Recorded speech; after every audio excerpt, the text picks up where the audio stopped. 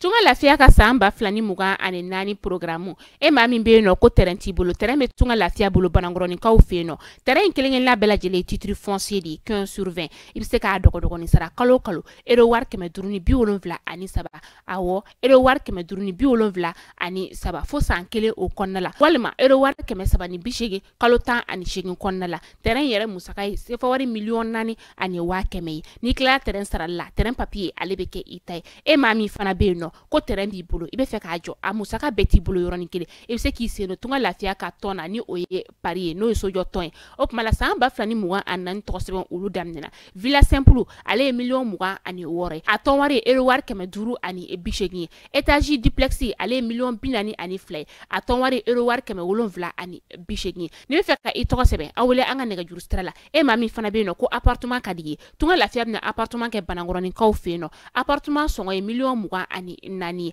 ibisa ale fana dogo ni sara ero war keme wolonvla ani mugan fo san nani o konnala a wo san nani tunga lafiya nana tunga range ulu lafiya likama op mala anga nega juru sira ayo bamba 00223 72 18 42 47 walma 00336 41 94 03 80 tunga lafiya ka lanyini e femi malende munu sigleme jamana ko ka o beka se ka so kelengelen soro ba maliba ali konnala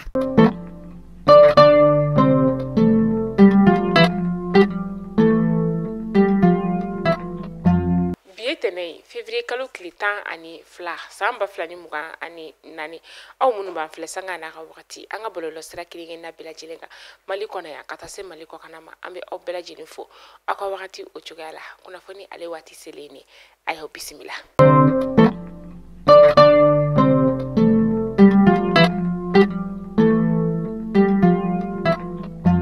Fondamnela bi sibirido février kalo klitan samba flani mugan ani nani maison des aînés ale konnala madame Kamisogo sona nyagati ni ale ye boutique aspiration des familles ni oyi anga to dun kana muso fiye sama yoro ni ale ye o nyamai aye muso bayirika chama ni ka ulude franyon ka maison des aînés ale konnala muso frali nyon ka kun te do warede o de kasika maw ni ka ulu wele munu banyedo kasika muso munu be no ni torea buka uka furuso ulu konnala munu fana be no ni lafiya buka wele la sira uma kana nyefolike uye unu chaw ben kuma be sika kechuga mina uni nyonche ani gelabe muso munu ka uka furuso konnala nyefoli beke uye wala sa ube sika family soro ula chuga mina wala sa ko sika kuna funa chama nika usoro aw ni anga je nika madama Kamisogo sogona nyagati ka alika krofo nika ulu lame sango samé journée spéciale do sigi muso togola ñina mena ke a 6e édition ni mi la jere kumbo de ka a journée la ñini te foye muso am se ga occuper anga fayo la cogodi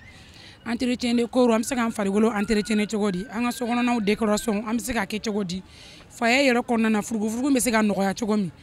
donc comme ne ka boutique l'aspiration des femmes de no e muso fiye sama yore muso te se ga fiye nyoma sara fa ka soro unu che o kambenendo donc journée yere la ñini yore fa yo furgu be se ga dogoya cogodi cew ni muso wanya ay jatemine ka fo u che ka ja ñogona ko sebe u be se ka gere ñogona cogodi couple be se ka dia cogodi clone yele ka che ya couple konnana anga la ñini yore wore na ni journée organisée le kumati yele ka bara ñesine be muso ka kodema na ma nya ne be couple yere so anga boutique no be mo yere so kelengele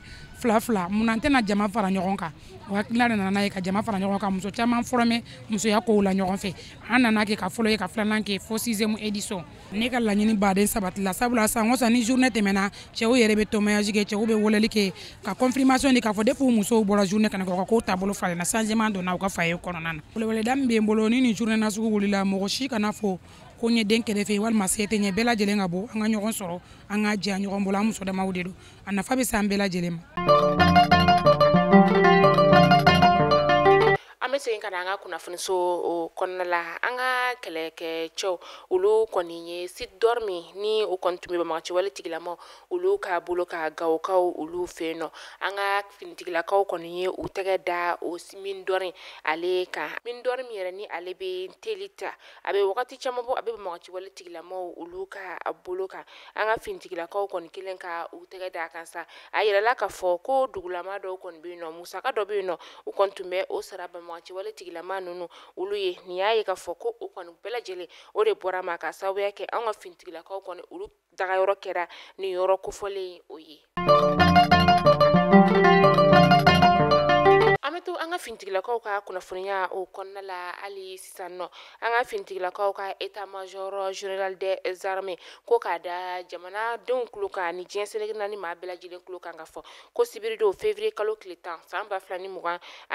sɔgɔmada nɛgɛ kanɲɛ 10 o wagati bingani wale dɔ kɔni o taara ni ka sira dɔ ka ale sɛgɛrɛ ni o ye bɛnna sira ye bɛnna ale bɛ maja koyi dugu o la ni sira in yɛrɛ kɔni sa bamaci wale tigilama u kɔni mugujugu ni ka o de do sira kofɔlen ale la ni wagati in na sa a yɛrɛla k'a fɔ an ka finitigilakaw kɔni olu ye waleya sugu bɛɛ lajɛlen kɛ walasa ka se ka ko ni ka ale nɔgɔya cogo min na kɛrɛnkɛrɛnnen sa sanfɛ pankurun kɔni ale i jɔniyɔrɔ fin kosɛbɛ o don kelen in fɛnɛ na tuguni sa fɛn min ye an ka finitigilakaw kɔni kɛtɔ ni ka dumuni ka o di menakakaw olu masa olu fɛnɛ ka bolimafɛn kɔni tɛmɛna fɛn min ye mugujugu ye o ka menaka dugu o la nka banbagaci wale tigilamaw kɔni u ye dankari kɛ olu la min u caman kɔni bɔnɛna u ni na état major général des armées ko bɛɛ lajɛlen ka hakili ni ka o sigi ka sababu kɛ finitigilakaw olu ka laɲini min o de ka se ka dankari banbagaci wale tigilamaw olu la ka se ka lafiya ni ka o di dugulamaw olu bololaminɛw olu ma. An bɛ wagati min na i n'a fɔ sisan nɔ EDMSA maa dɔw olu minɛni kɔ sa ni EDM ɲɛma ale minɛna ka taga se minisiri kɔrɔ dɔ ma o fɛnɛ minɛna janvier kalo tile 10 san 2024 manari depo kɔni dara olu ka sababuya kɛ ko u ye yuruguyurugu kɔni ta ni ka jamana nafolo ka o sɛgɛrɛ groupe électrogène dɔ o sanni ko kuma o la brigade du pôle national économique et financier a tila tuguni ni ka dossier kura wɛrɛ ka o dayɛlɛ ko kura min ye ni o ye covid-19 dossier ye o ye tali kɛ dɔgɔtɔrɔsobaw olu kan o dɔgɔtɔrɔsoba ninnu maa caman olu minɛna ni o ye dɔgɔtɔrɔw ye ka u bila lakɔlɔsili o bolo kan o kɛra janvier kalo tile 7 san 2024 dɔgɔtɔrɔ ninnu kɔni bɛɛ kɔni bɛ sɛgɛsɛgɛli o bolo ma coronavirus yɛrɛ wari min ni a tunna ale la sa a bɛ t'i jɔ sɛfɛwari miliyari 35 la. Walasa ka se ka tasibila ni ka o kɛ honorable Babani Sisoko ye ni bɛɛ ko ale ma ko Futanko Babani Sisoko ale ka ziyara ta ko fɔlɔ o baaraw olu labɛnna a kɛra février kalo tile 8 ka taa kuncɛ a tile 9 na Dabiyakaw olu fɛ yen nɔ ni hakilina in kɔni bɔra dugu 13 o de yɔrɔ la.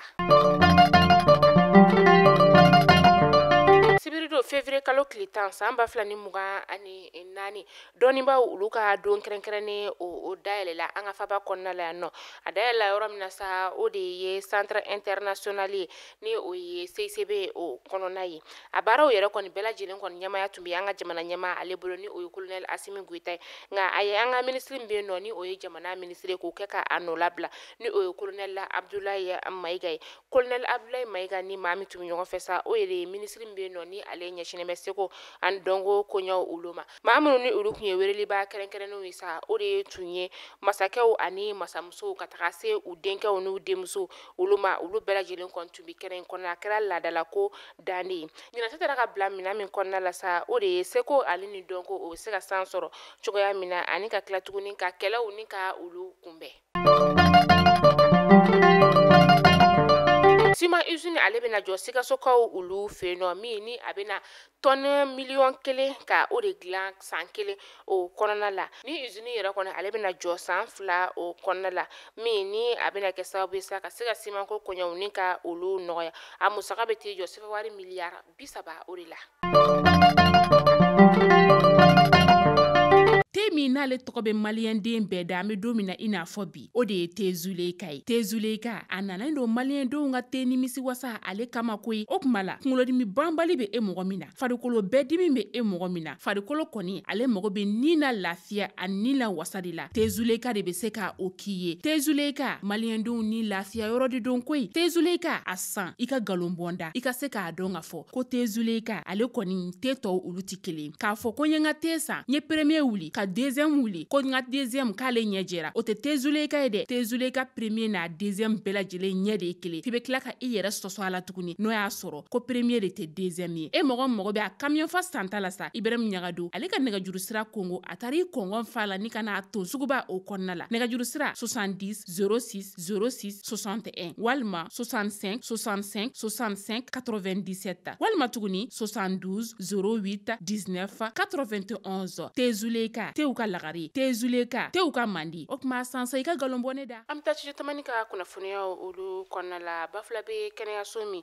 ni ale bɛ yen nɔ olu kɔni ye fura caman ni ka o sɔrɔ min n'ale musaka bɛ tɛ jɔ sefa wari miliyɔn 2 o bɔɲɔngo la. Ni musaka in yɛrɛ kɔni ale bɔra fɛn min ye Bafula bɛ den dɔ ale kunna min ni ale sigilen bɛ an ka faba kɔnɔna la yan nɔ. Fɛn min ye kɛnɛyaso ɲɛmaa ye sa ale kɔni ye foliba kɛ ni ka ɲɛsin nin tigilama o ma. O wagati kelen fɛnɛ kɔnɔna la sa groupe Bɛnkadi olu fɛnɛ ye kurun mɔtɛrɛma ni ka o di ɲakalina kalandenw olu ma walasa u bɛ se ka ba tigɛ cogo min na ka na kalan kɛ Bafula bɛ dugu o kɔnɔna la. O kurun kɔni kolomokarali kɔni fɛnɛ o kɛra u ka badabolo yan fanfɛla o la.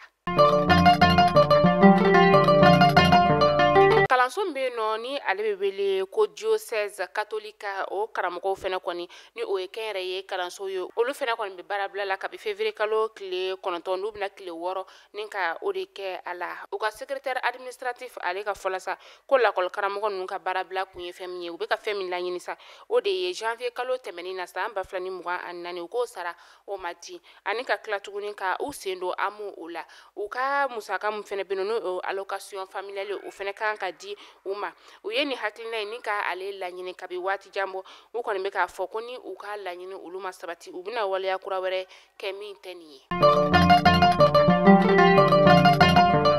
An bɛ taa kɔkan kibaru la n'an taara kɔkan kibaru la an bɛ taa Niger jamana o kɔnɔna la u ka force de défense et de sécurité ni o ye FDS ye sa olu y'a yira k'a fɔ ko kari sufɛla o la k'u bɔra a kalama k'a fɔ ko fɛn min ye kɛlɛkɛminɛn caman u bɔra o ka zone de Taskara o kɔnɔna o la nin kɛlɛkɛminɛn ninnu yɛrɛ kɔni tun sɛbɛkɔrɔ dogolen de don min ni fangakɔrɔ maa dɔ kɔni o de ta ye nin kɛlɛkɛminɛn ninnu olu ye a yirala k'a fɔ ko fɛn min ye mina anti-char muni ale 20 o bɛɛ tun bɛ a la.